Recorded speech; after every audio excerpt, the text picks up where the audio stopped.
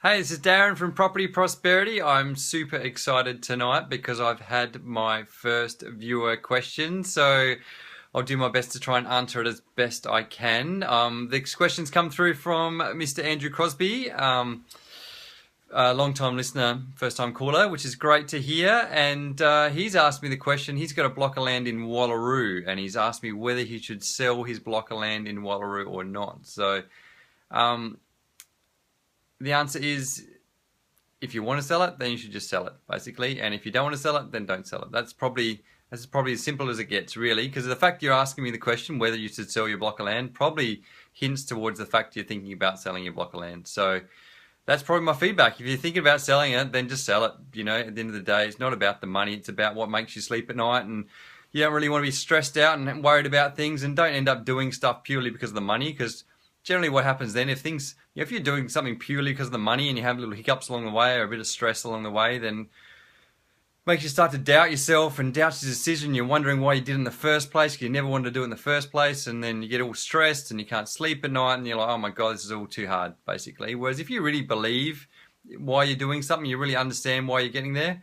Hey Mitchell, thanks for joining. Then you're going to get through to the end, and particularly with a block of land, something that you can't do anything with a block of land, basically. You can kick the footy on it, maybe play cricket, but it's not you can't live in it, you can't rent it out, you can't do anything with a block of land. So really the only way, hey Mark, thanks for watching, the only way you're going to be able to take any benefit of having a block of land is to build a house on it. So, if you're not invested in the idea of if you're building a house and getting it finished off, and you're not really motivated to make that happen, then, it is a process. It's not going to happen in a few weeks or something. It's going to take at least 6 months, probably more. So and with a half-finished house, you can't sell a half-finished house. You can't rent it out. You can't live in it. You can't do anything. So you've got to get to the end. So that's what I'm saying. You've got to really be invested. If you want to get to the end, you've got to make sure you try and get there, basically.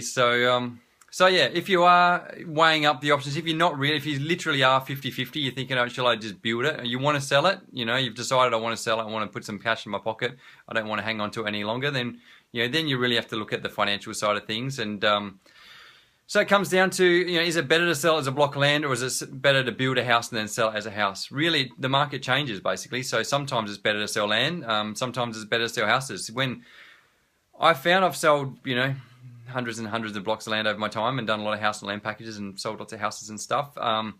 It quite often comes down to people's perceptions. If people are really pessimistic about the market and they're really pessimistic about they're going to lose their job, then quite often they don't want to buy a block of land and build a house. They're worried that if they lose their job while the house is getting built, then you're not going to be able to finish it off, and they're going to be massively stressed out. So in that situation, they're more inclined to buy an existing house, buy one that's already built. They can move in there straight away, and if they lose their job, then too bad, basically. So yeah, in those situations, you're going to get a premium for an existing house, like one that's already built, compared to a block of land. Whereas when the market's, everyone's really optimistic, everyone thinks they're going to get a pay rise next week, and they think the market's going to go up, then quite often people are inclined to buy a block of land and build, because they think, oh, by the time the house is built, I've made all this equity, I've saved some money on stamp duty, and then I get the house I want, the house I've always dreamed of, and then it's going to be all this, it's going to be a warranty, it's going to be all these good things about building.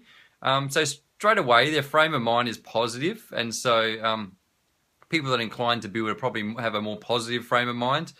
People that are inclined to just want to buy an existing house and move in, quite often they're settling. It's not the house they've always dreamed about. It's not the perfect house for them, because at the end of the day, if you're buying someone else's house, it's never going to be the perfect house for you. You're having to compromise, because it's always somebody else's house. Whereas if you're building a house, you can really design it to suit what you want. So it can be your dream house.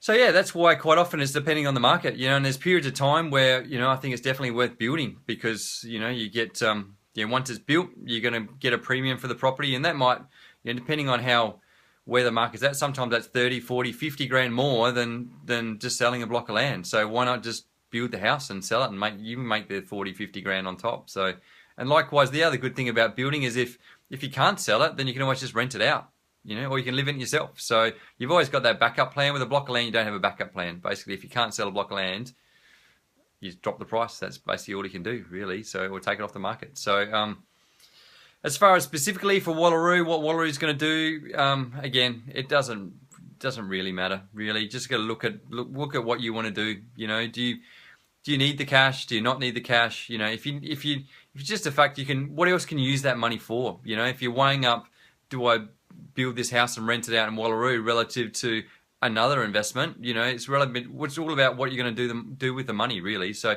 if you're going to lock that aside for another 12 months or so while you're waiting the house to get built, but you could take that. I don't know what a block of land's worth in Wallaroo, but let's say 100 grand. You could take that 100 grand and put it into another investment that's going to return way more money. Then just sell it and then put it in something else. So it's not necessarily meaning it's not a good investment. Investing in Wallaroo is not a good investment building or whatever. It's just what is it relative to what else you can do with the money. So it's all relative, I suppose. So that's the sort of things I'd be thinking about. So firstly, deciding whether you want to do it or not. And, you know, if your gut feel is that you just want to sell it, then just sell it, really. If you're still undecided, you know, you've weighed up your gut feel and you're not really sure, then try and do the numbers. But really, you know, just look at what's happening around the area. Try and work out what finished off houses are selling for and work out what blocks of land are selling for. Add the price of the build on there and see if there's any profit in it. You know, if it's only 5 grand profit, then just sell the land. If it's 50 grand profit, then, you know, probably worth a little bit of a hassle factor of building a house. So hopefully that made sense to you. And thanks for watching. And yeah, if you've liked what I said, then please click on the like button. If you haven't liked what I said, then click on the like button anyway. Maybe make me try a bit harder for next time.